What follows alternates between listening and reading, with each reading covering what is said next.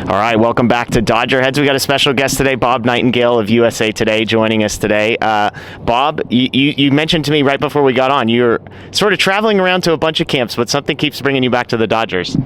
Well, so like Dave Roberts said, this is like the epicenter of the baseball universe. It really is. I mean, I've been here 6-7 times, since the Dodgers opened camp, and just so many great stories here, and everybody wants to know about the Dodgers, so you can't get enough of them. Well, right before we hopped on, I mentioned you got an article on Mookie Betts deciding to play shortstop that just came out on USA Today. What surprised you about kind of picking Mookie's brain and the people around Mookie about this move to shortstop? Just that he wants to do it. I remember I was in a Padre camp the other day. I was talking to Manny Machado, who moved from short to third base. He goes, why does Mookie want to do this? I mean, he's already won 6 Gold Gloves in right field, and you're opening up yourself to a lot of scrutiny, not having done it, being moved, not having played it since high school. So, big gamble on Mookie's part.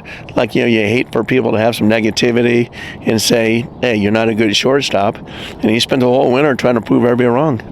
And he seems like, when you read the quotes in there from guys that he's played with, the athleticism that he has, you've been around the game for a while.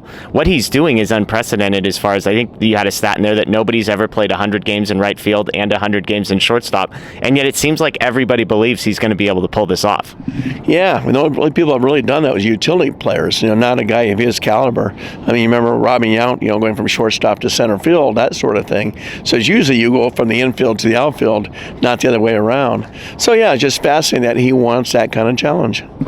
Moving off of Mookie and just looking big picture at this roster, obviously there's no shortage of storylines. You mentioned it. For a guy who's covering the game nationally, what strikes you when you walk into this Dodgers clubhouse and you see just the collection of not only major league talent but prospects that are in that room? Yeah, when first you walk in, seeing that many reporters, you see about 100 reporters a day in there. I always tell people it's like the Yankees and Red Sox combined times 10. But it's just amazing. But yeah, they're so deep.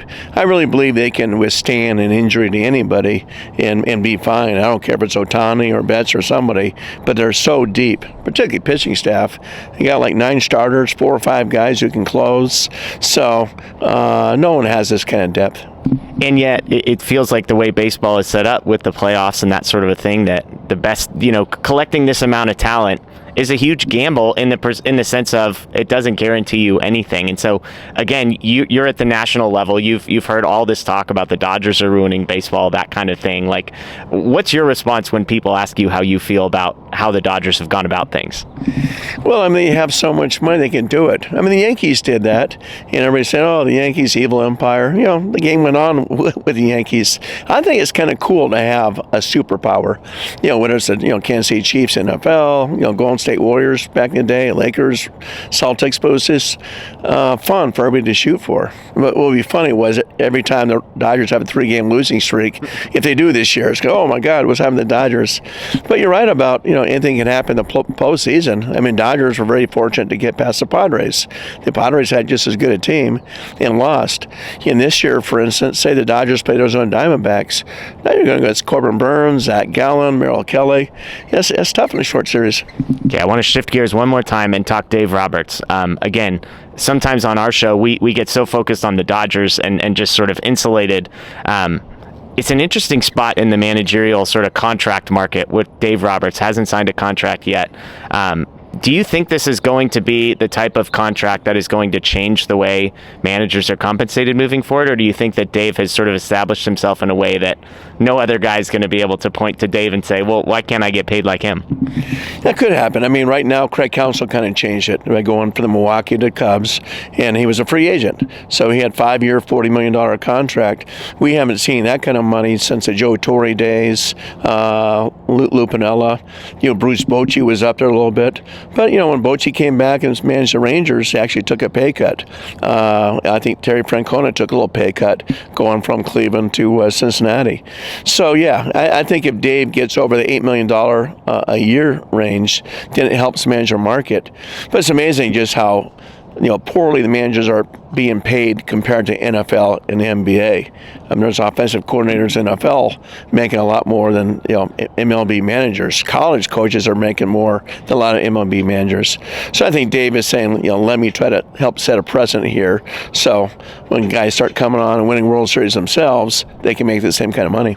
Yeah, and from your perspective, do you think he's going to get there? I mean, I know there's people that have talked about, can he get to $10 million a year? Do you think that's in play for a guy like Dave? I think it could be. I know he wants that. I know he'd like to eclipse Council's record. And, salaries have gone backwards in MLB. And I think he says, wait a minute now, I'm kind of the face of the franchise. And he is. He talks 2 times a day. Nobody from the front office is talking twice a day. And he deserves that. We'll see how long. But he may say, almost like a player, hey, I'll take, $9 or $10 million a year. And you don't have to give me, Mike Scioscia type deal, a 10-year contract. You got maybe a shorter term, 3, 4, 5 year deal.